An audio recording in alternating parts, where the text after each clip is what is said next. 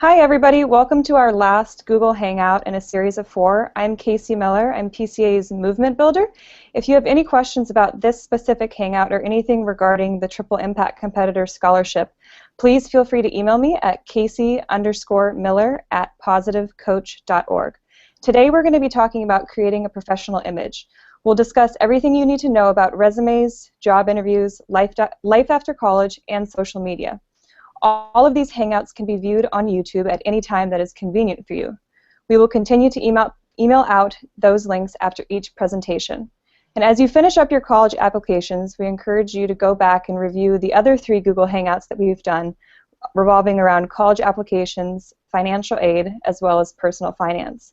I'd like to thank Deloitte, who has been the sponsor for this program for the past 4 years. We would not be able to offer this without their support. We'll start the presentation shortly, and if you're using your Google Plus account, you can click on the blue Q&A button in order to ask questions during the Hangout. I'd like to introduce our guest speaker for tonight, Jason Sachs, who is the Executive Director for PCA-Chicago chapter. Jason has presented to this group 4 times already, and we hope that you find this presentation useful. Thanks, Casey. Excited to join you, everybody, tonight. What I'm going to do now is just pull up the presentation to get us started here. As Casey mentioned, we're going to go through a lot of different things here. So hang with us, and I'm sure you're going to be able to learn something about things you'll use as you start getting ready for college, as well going into your professional life. So. Basically, as Casey mentioned, the whole idea of this to talk about creating a professional image, as you're going through college, as you're going through,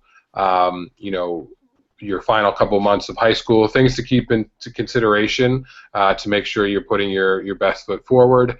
We'll talk a little bit about social media, how that plays into it, and then everything from interviews, networking, resume things that you probably haven't thought much about so far, but you will be. That'll be something on your plate pretty soon. So to jump right in, we talked a little bit about what the agenda is for this call. I'll give you a little background about how I got here to PCA and to Chicago.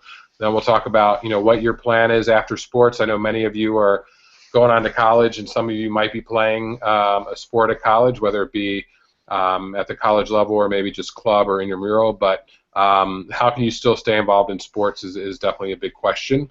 And then talk about what your game plan is right now and how will you deal with any changes that might come to that plan. And then, like I said, we'll talk about keys to really creating a successful personal and professional image, everything from networking, resume, cover letters, interviews, and social media. So, quick background about myself. If you start on the left side of the screen, that's sort of where we are now. As Casey mentioned, I'm the Executive Director for Positive Coaching Alliance Chicago. I've been in this role for the last 4 years. Prior to that, I was our Director of Partner Development, which is basically our national salesperson. And I started with PCA all the way back in 2006, and I was our Partner Development Associate, basically a salesperson in New Jersey and New York City. I'm originally from southern New Jersey. If you go all the way to the right side of the screen, look at my education. I went to Syracuse University, graduated in 2003 with a broadcast journalism degree, and then I went on and after working for a year in television, that sports television experience, worked on big events like the New York City Marathon, the NBA All-Star Game, the U.S. Open in New York, as well as some Olympic programming leading up to the 2004 games. I also worked at HBO Sports, working on shows like Real Sports with Brian Gumbel and then a lot of their boxing productions. But then in 2004, I wanted to go back to school. I wanted to try to coach. That was a big thing that I missed as I'd helped out at my high school while I was in college. So I went back to school at NYU, got my master's in sports management, and then went on and was a coach at NYU with their basketball team. I ended up working for the New York Knicks in basketball operations. And then I've gotten back into coaching the last couple years here in Chicago as an assistant coach at Perspectives Charter High School in Chicago.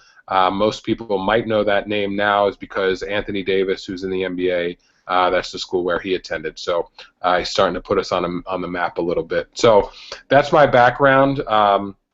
we'll stay on this side for a second. I guess the real meaning of this slide, and to talk about the whole game plan of, when I was in your shoes as a senior in high school, basically that was back in a long time ago, December of 1998.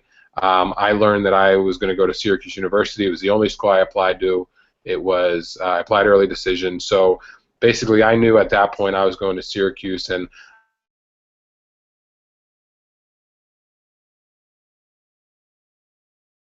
I had, or at least I thought. I went to school. I did games on the radio. I got to travel with the sports teams and called games for the basketball, football, and lacrosse teams at Syracuse. As I mentioned, I worked in sports TV for a while, which was an awesome experience. But then, some things changed, and I realized that I wanted to coach and I wanted to learn more about the sports business. So that's why I ended up going back to school at NYU, and that opened up a lot of new doors. And just because my plan was to go and become a broadcast journalism major and work in TV, just because now I'm not doing that now doesn't mean it was a failure. It just means that some interest changed. I kept an open mind about things, and now I'm doing something that I love, but I never would have thought I would be doing it 15 years ago. So I guess a lot of you probably have a good sense of what you want to do, and that's great, and that's really important to have some direction. But I think the big thing is realizing that sometimes things are going to change, and it might take you a while to figure out what you want to do. But I think as long as you keep an open mind and you be a continual learner, that all those experiences that you have are going to lead to bigger and better things down the road. Speaking of sports, so I was able to play. I played 3 sports in high school. Went on to Syracuse, and like I mentioned, I did a lot with the sports program there. And that leads me to the next screen of, just because you're not playing sports in college, or you're really involved in sports in high school and you want to figure out something else to do, this sort of like bubble of words has all these different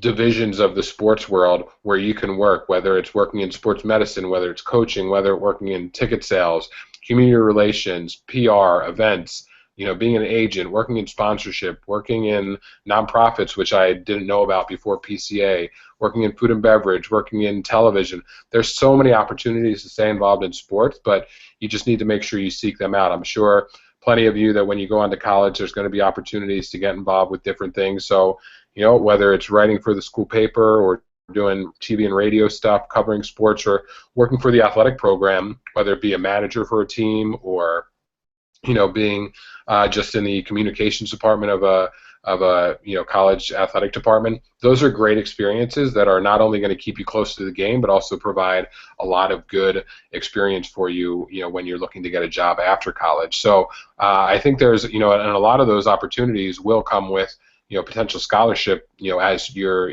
later years in college, year 3 and 4, you potentially could get scholarship money if you're the manager of a team or something along those lines. So just keep that in mind, that if you're a little disappointed or maybe discouraged that, what, man, I can't believe I'm done playing, sports after high school, there's still ways for you to stay involved. So always keep that in mind. So a couple lessons that I learned, things might not always work out the way you initially planned them. When I was in 4th grade, I knew I wanted to go to Syracuse. I wanted to be a broadcast journalism major. I wanted to work in TV. But as I got older and as I went down that route, I realized there were other things that I wanted to explore and wanted to do. Sometimes things aren't going to go your way, and I think there's a difference in being disappointed and being discouraged. So it's okay to be disappointed. You can be upset, and but making sure that you put that behind you and you move on and figure out what's best. But being discouraged, that's going to sort of really put you at a disadvantage. So sort of never leave that confidence. It's very similar to when you're playing right now, and you might be in a game and you either you lose a game or you make a mistake. Like, you might be able to be down on yourself. You can be upset about it, but never let it really knock you off your path of being discouraged in any way. So the next thing is take advantage and truly appreciate the experience that you have. Some of the things that I mentioned in my bio, I had the opportunity to sit courtside at Final Fours, work on some of the biggest sporting events, meet some of the biggest names in sports over the years, and those are things that you can't put a price tag on any of that. And I think those are things that are really, really cool about the sports industry and working in the sports industry. A lot of times if you work in sports, you're not getting paid a lot, you're getting, you're working a lot of hours, but there are some perks that go along with it, and those are things that, really make those experiences really stay true. So making sure that you really appreciate those and take advantage of all those opportunities. And then finally, make sure you have a goal and stay the course. Sometimes you're going to get knocked off that course. Sometimes the goal is going to change. That's totally fine. It's not that these are written in stone, but there needs to be some sort of direction that you have so you know what path you're on. And being a continual learner, I can't stress that's enough, is, once you stop learning, that's when you stop being a productive person, and, always trying to look, if something interests you, figure out a way to learn more about it. Don't just feel like when you're taking classes in college that you just need to, take things in your major. Colleges are set up so you're going to have a pretty wide, diverse options of classes, but make sure that, if there's something else that you can get involved in outside of classes, even if that's something that interests you, that you take advantage of that. So be sure to be a continual learner. The next thing we'll sort of jump to is, you're going to have opportunities in college, you're going to have opportunities after college where you're going to be meeting a lot of new people, and networking sometimes gets a bad rap just because it's like, oh, there's just a lot of people in the same room trying to figure out how they can get something from someone else. But I think one of the key things about networking is make yourself available, and if you're able to help somebody, they'll be able to help you, and try to figure out ways that you're not only contacting people just when you need something. Make sure that you develop those relationships. I mean, I've had a couple different positions at PCA. I've had a couple positions before PCA, and I think one of the most important things you can learn is relationship building. That's going to go a long way in pretty much anything that you do. And if you can build relationships, then you can definitely, that's going to make you successful in no matter what line of work you're going into. So some of this might sound a little, that obviously these are the answers for networking, but when you really stop and think about it, these are really important things that they're little things, but they make a big difference. So starting up in the left-hand corner, when we talk about first contact and a firm handshake, if you meet somebody, make sure you know how to shake their hand. And normally when I do this presentation in person, I like to, call on people and see how good their handshake is. And the most important thing is having a firm handshake. That's really one of the first things people are going to know about you. So have a good firm handshake and make eye contact. If somebody shakes my hand and doesn't look me in the eye, then maybe that shows me that, maybe they're a little timid, they're not self-confident. So those are certain things. If somebody comes in with a firm handshake, makes eye contact with me, and then the next thing is when they make that introduction, they're loud and clear and they're confident in introducing, their name and saying their name to me, that goes a long way. There's nothing worse, when you're at an event, you could be meeting a lot of different people, and how are you going to be remembered? If you can't introduce yourself loud and clear and make sure that people know what your name is, then how are you going to be remembered? Even myself, my name is Jason and my last name is Sachs. There's a lot of S's there, so making sure that I'm really enunciating what I'm saying and making sure that people know that it's Jason and it's not Justin, and whatever that might be. So think about that. It sounds pretty simple, but those are things that go a long way. So that first contact, a firm handshake, good eye contact, making a good introduction, make sure you're loud and clear and confident. The other thing that's really important when people go to networking events is, you like to exchange business cards or exchange contact information. If I'm really, my number one goal is when I'm meeting with somebody is, yes, I'm going to give them my business card, but if I just give them my card, then that puts the onus on them to contact me. So I really want to get their information. If they don't have a card, I tell them, what's your email, what's your phone number? I'll write it down, I'll put it in my phone, but I want to have the ability to contact them. You need to be aggressive. You need to, really build that relationship. You need to have control of what you want to do. So making sure that you're getting that contact information is really important. The last thing, just a little tip on networking, is that prompt, specific follow-up. If I meet you, if I met somebody tonight, let's say we were doing this in person, and there was somebody that I really wanted to follow up with, and I had a good conversation with them, I'm going to follow up with them tomorrow morning and I'm going to say, hey, thanks so much for chatting with me last night. It was great getting the chance to meet you, and then figure out what the best next step is. Maybe it's something, hey, I'm going to contact you in a couple weeks when I have an event, or hey, I would love to set up a follow-up call. Maybe we can grab coffee. Would love to, ask you some more questions about X, Y, or Z. But making sure that it's in a timely manner you're following up, and then you have something specific so that they remember you and you remember them, of saying, hey, remember when we spoke about we both went to Syracuse, or whatever it might be. Using those types of things, whether it's maybe you went to the same high school, maybe you played the similar sport, maybe you went to the same college when you're getting out of college. Those resources are really unbelievable, and you just need to make sure that you're keeping track of them and keeping and taking advantage of those. So if all goes well on during the networking, and let's say there's a potential job out there, the next thing is obviously sending over your resume. I think that one of the most, something that, that's really important is highlighting your athletic background. If you're on this call, it's because you're a student athlete. So I've had, in my previous role at PCA, I hired a lot of people. I hired our sales team across the country, and obviously PCA, we work in sports, so you want somebody with that sports background. But taking a look at people, and if they were a captain of their team, or they played on a couple different teams, that showed me a lot. One, it showed that they could be a leader if they were the captain, and they know there was going to be tough times. Within a season, they know how to bounce back from adversity, or at least they've been in those situations. If they play different sports, I know that they have been able to go from team to team and maybe interact with different groups of people, so they're not just with one clique, but they've been able to work with a diverse group of people. So I would say definitely highlight that on your resume, that you played sports. And right now it might just be that you played in high school, but continue that through college if you end up playing in college.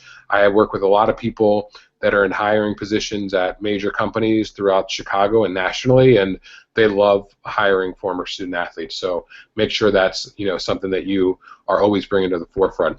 The next thing is take pride in your work. Just as I tell my basketball players, they're representing the school, the name on the front of the jersey, and then if we had names on the back of the jersey, they'd be representing themselves as well. But taking pride in that. So if you're going to put your best foot forward, making sure that spelling, the format, everything's accurate in your resume.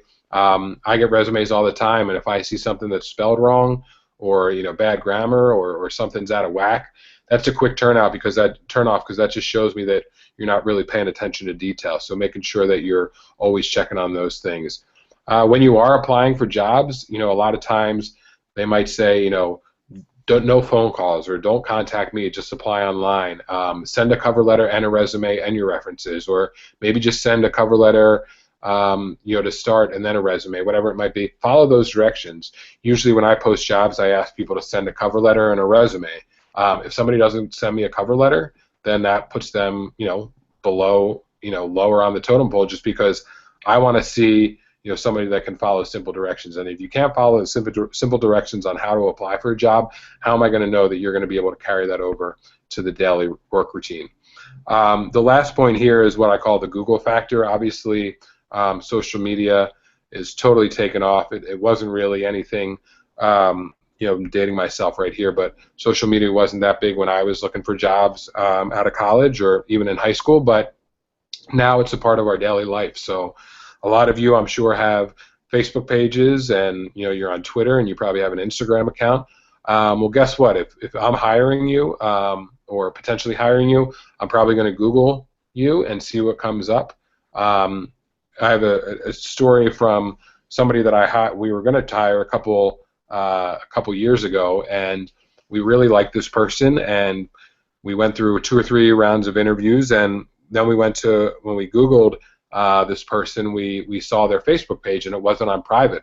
And some of the photos that were posted, and some of the first the profile picture, it wasn't really something that we thought would be well representing our organization. So we just told the person that, hey, you know what, everybody has those pictures. Whether or not you want to be putting them out there for everybody to see, either not having that as your profile picture, or not having not having that on public, make everything private. Those are important things to do, and just know that if you post something, that people are going to have the opportunity to see that. So whether that's on Facebook, Twitter, LinkedIn, or Instagram, whatever it might be. And I'm going to talk a little bit more about social media in a second, but just always be cognizant of what you're sharing. Know that this is something that's going to be out there. It has the ability to always be out there, whether you delete it or not. So just be super careful when you're doing that. So obviously, after you've done a good job networking, then you're going to send them the resume. You have a great resume, and now they're going to want to interview you. So a couple tips for interviews. Be early. That's probably the most important thing. There's probably nothing worse than going to an interview and showing up late. The next thing is be prepared. Do homework on the people that you're going to be interviewing with, the organization, obviously. A lot of times, if you're meeting with more than one person, just ask. Say, hey, who's going to be in on these interviews? And see, to Google those people and see what their positions are. Maybe see where they went to college. See if there's some sort of connection. Maybe they played a sport. Find something that you're going to be able to connect with them while you're in that interview.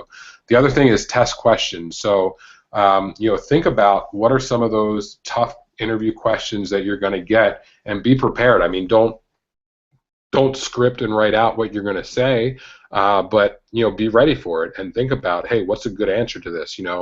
If somebody says, what are your strengths and what are your weaknesses, be ready for what your weaknesses are, or be ready for what they might ask you. There's nothing worse than saying, oh, that's a really good question. I'm not really sure, and not really having an answer. Or you can probably there's tons of books out there about interviews you can look, but there's definitely, even sitting down with, a colleague or an advisor or a teacher and say, hey, can we do a mock interview before you go into that first real interview would go a long way. A lot of times at the end of interviews, potential employers will give you the opportunity to ask questions. Always ask a question. You should probably have one or two questions that you're ready to ask regardless. Whether that be maybe you're asking them, hey, how did you get to where you are today? What's your background? Or where do you see, this company or organization going over the next 2 years? What types of opportunities for growth are there? Those types of things. And then I'm sure there will be things that you talk about during the interview that are going to come up that you might want to ask about as well. And then again, we talked about this with networking, but follow up the next day with an email and a handwritten note. An email is really important. Try to talk about something specific that was mentioned during the interview, and then just following up with a handwritten note. That's always nice, because with texting and emailing and those types of things, showing the extra step of writing a note really goes a long way. So just to recap and some lessons learned from the networking, the importance of that first contact with the eye contact, speaking loud and clear, having that firm, good handshake, and then the prompt and specific follow-up. From the resume, make sure you highlight your athletic career, make sure the spelling accuracy and format's all correct, follow the directions for what people are looking for, and make sure you know who you are on the internet. And then when you get that interview, be early, be prepared, ask questions, and make sure you have good follow-up as well. So those are some, just some tips for, when you're getting to that interview and things like that. But we want to talk about some social media things as well. So I know Facebook is, for the younger generation, is starting to phase out a little bit, but I think there's still, definitely a lot of value that you can get from being on Facebook. Some things to remember. Remember what your privacy settings are, who can see what. Facebook, it seems like, updates those on a weekly basis, so make sure you stay on top of that. The same for Instagram. If you're on Instagram, make sure that you're, if you're public, just be aware of that. I'm not saying you can't be public, but make sure you know that people have the opportunity. Anybody out there can see your pictures. So just make sure that you realize that. Other things to remember, your friends are going to change over time. Somebody that you were friends with maybe freshman year of high school, maybe you're not friends with them there, and maybe you don't want them seeing what you're posting on Facebook. So always keeping track of who you're connected with or who you're friends with on Facebook is important. And just know, as I mentioned before, employers, colleges, they'll look for you on Facebook. I have some people in admissions offices at college that I've talked to about this, and they 100% go and look at their applicants on Facebook and other social media. So make sure you realize that. And Facebook's more than just, having friends and sharing things. A lot of the employers that you might want to work for one day, they have Facebook pages. So like them, and then so like them so that you can see what they're posting. It's a great way to learn more about a company, to see what they're posting. You know what? You should go and like Positive Coaching Alliance on Facebook right now so you can stay up to date with what PCA is doing. And you should go and, when you figure out where you want to go to college, go and like your college there and see what they're posting. And a lot of times, a lot of them will set up a class of 2019 page, so you can join that and see some other people that are going to be in your class as well. And then, Twitter, I know, is something that's very popular. Some things to remember with that: are your tweets public or are they private? Who's following you? Those types of things. If they are public, think twice before you hit send. Those of you that might be wanting to play at the college level and you're getting recruited, coaches at the college level are 100% looking at your Twitter feeds, and they're watching what you tweet, and one bad thing can totally cross them off your list, because there's there's plenty of other players that they can go and recruit that they don't have to worry about, embarrassing the team or the school or players on the team with what they're tweeting. So at the high school and college level, make sure you do that. We've had to have conversation with our high school players where I coach about some of the things they're tweeting out and how that really doesn't jive with what our culture is or what we're doing within the team. So making sure that you know that and you're really paying attention to what you're putting out there if it's public. And we've all had plenty of examples. We know it's always in the news of athletes, celebrities, companies, or individuals getting in trouble for something tweeting. So the excuse that my my account was hacked, or I wasn't thinking when I tweeted that. Well, no, you have time to type it out, and then you know that you need to hit that tweet button, that send button. So make sure you realize what you're doing there. There's a lot of different chats on Twitter through hashtags that you can follow that have some good college information that I've listed there. Some of them have some stuff to do with getting scholarships, or if you're going to play at the next level, some information about NCAA chat and things like that, and NCAA rules, those types of things.